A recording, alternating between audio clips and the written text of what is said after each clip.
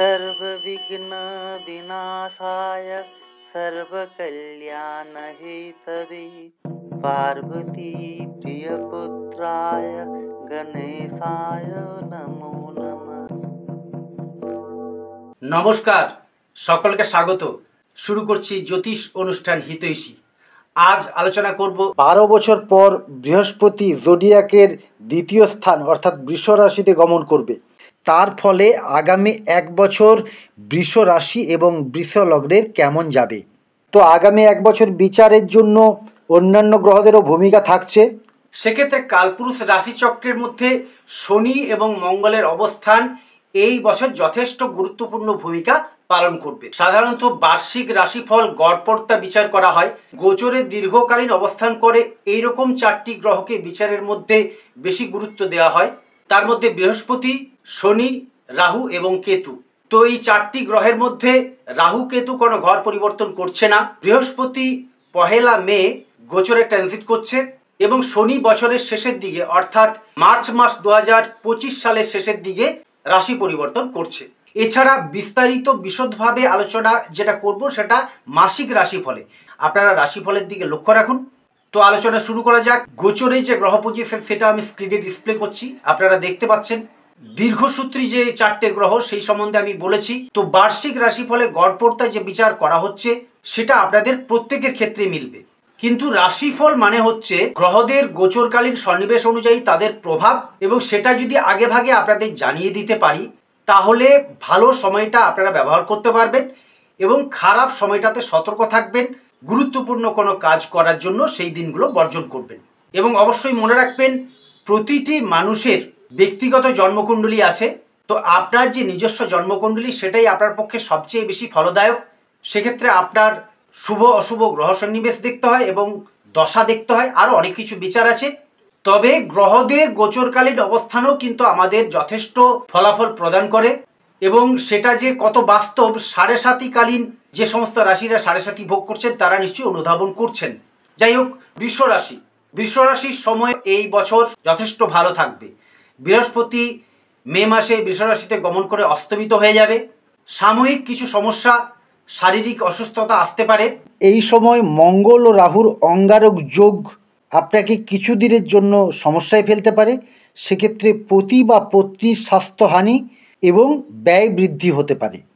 তবে কর্মক্ষেত্র ভালোই থাকবে এবং জুন মাসের পর থেকে আপনার সর্বদিক থেকে শুভ হতে শুরু করবে। ব্যবসা ক্ষেত্র ভালো, পারিবারিক ক্ষেত্র শুভ। যারা অ্যাফেয়ার বা কোনো সম্পর্কে জড়িয়ে আছেন তাদের পক্ষেও শুভ। যাদের বিবাহের ক্ষেত্রে বাধা ছিল তারা এবছর নতুন বিবাহের যোগ পাবেন। বেশ কিছু প্রাপ্তিযোগ এবং গৃহ নির্মাণ যোগ বর্তমান। এছাড়া আপনার ভাগ্যপতি কর্মপতি সক্ষেত্রে অর্থাৎ কর্মস্থানে অবস্থান করায় কর্মক্ষেত্র আপনার যথেষ্ট শুভ থাকবে। যাদের কর্ম বিচ্যুত হয়ে গেছিল তারা নতুন কর্মের যোগাযোগ পাবেন বা পুরনো হারানো কর্ম আবার ফিরে পেতে পারেন। যারা শেয়ার ট্রেডিং অনলাইনে ব্যবসা করেন তাদের পক্ষেও এবছর শুভ থাকবে। যারা রিয়েল এস্টেটের ব্যবসা করেন তাদের পক্ষেও এবছর শুভ থাকবে।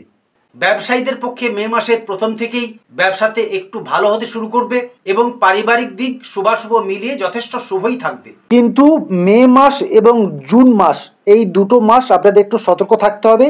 তার কারণ মে মাসে বৃহস্পতি অস্তমিত থাকছে। তো বৃহস্পতি গ্রহ আপনার পক্ষে এই বছর যথেষ্ট ভালো হবে, আয় উন্নতি ভীষণভাবে বাড়বে। তবে যতদিন বৃহস্পতি অস্তমিত থাকবে ততদিন ওই ফলটা আপনি পাবেন না। এছাড়া শুক্রও কিন্তু অস্তমিত থাকছে। মে জুন মাসে আপনার বিতর্ক বিবাদ বচসা এড়িয়ে যাওয়া উচিত। আপনার ব্যয় বৃদ্ধি হতে পারে এবং গুরুত্বপূর্ণ কোনো কাজ করার ক্ষেত্রে একটু আগে ভাগে চিন্তা করে সিদ্ধান্ত নিয়ে এগোনো ভালো। এছাড়া বৃহস্পতি 1 বছর আপনার রাশিতে অবস্থান করবে। আগামী 1 বছর আপনার পক্ষে যথেষ্ট ভালো হতে চলেছে। সেই ফলটা আপনি জুলাই মাস থেকে পাবেন। যারা ভ্রমণে যেতে চাইছেন তাদের পক্ষে ভ্রমণ শুভ হবে।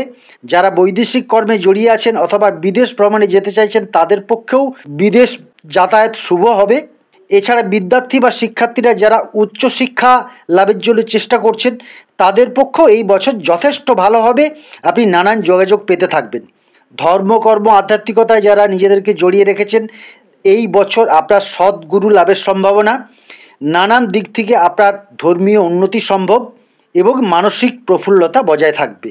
তো ওভারঅল বৃহস্পতি আপনার রাশিতে প্রবেশ করার পর আপনার পক্ষে 1 বছর যথেষ্ট ভালো থাকবে। শুধু মে জুন মাসে একটু সতর্ক থাকা দরকার, শারীরিক কিছু সমস্যা, পারিবারিক কিছু ঝঞ্ঝাট এবং ব্যয় বৃদ্ধি হতে পারে। এই ছিল বৃহস্পতি বৃষরাশিতে প্রবেশের ফলে আগামী 1 বছরের রাশিফল। আপনারা রাশিফল দেখতে থাকুন।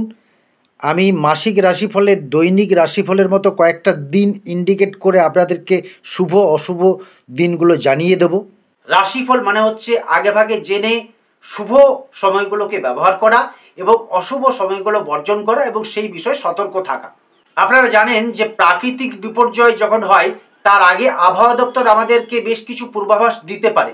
যেমন ধরুন ঘূর্ণিঝড়, কোনো নিম্নচাপ ইত্যাদি যদি হয় সেটা আবহাওয়া দপ্তর আগে থেকে জানিয়ে দিতে পারে এবং সেইগুলো যদি আমরা জানতে পারি তাহলে সতর্ক হতে পারি। রাশিফল মানে হচ্ছে গ্রহ নক্ষত্রের প্রভাব অনুযায়ী আপনার জীবনে আপনার রাশিতে কি কি আসতে পারে সেগুলো আগাম জানিয়ে দেওয়া।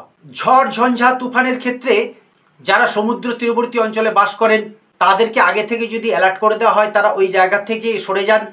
যারা কাঁচা বাড়িতে থাকেন বাড়ি পরিত্যাগ করেন, কারণ বড় রকম প্রাকৃতিক বিপর্যয় যদি হয় আপনার পাকা বাড়ি হয়তো সেটা সামলে নিতে পারে কিন্তু কাঁচা বাড়ি ভেঙে পড়তে পারে।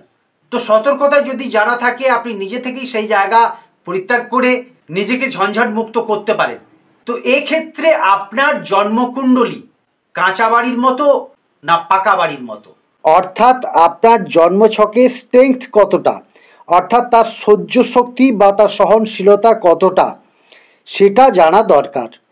সেটার জন্যই আপনার জন্মছকটা একবার অন্তত কোনো জ্যোতিষীকে দেখিয়ে নেওয়া দরকার।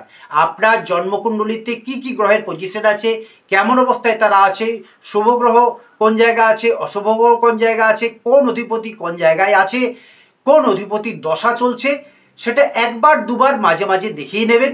আমি মনে করি একবার যদি ভালোভাবে কোনো জ্যোতিষীকে আপনারা দেখিয়ে নেন তাহলে একটা ধারণা পাওয়া যায় এবং সেক্ষেত্রে কোন গ্রহের প্রতিকার করলে বা কি করলে আপনার ভালো হবে সেটাও কিন্তু জেনে নেওয়া যায়।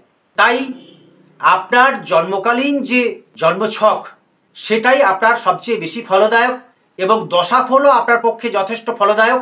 তবে রাশিফল হচ্ছে এই গোচরকালে গ্রহদের সন্নিবেশ অনুযায়ী সাময়িক আপনি কিভাবে থাকবেন তার একটা আগাম পূর্বাভাস দিয়ে দেওয়া যায়। যাই হোক, ভিডিওটি কেমন লাগলো জানিয়ে কমেন্ট করবেন। আর যারা চ্যানেলে নতুন আছেন চ্যানেলটা সাবস্ক্রাইব করে বেল আইকনটা অন করে রাখবেন। আজকের মতো ভিডিওটি শেষ করছি, দেখা হচ্ছে পরবর্তী পর্বে। সবাই ভালো থাকবেন, সুস্থ থাকবেন। নমস্কার।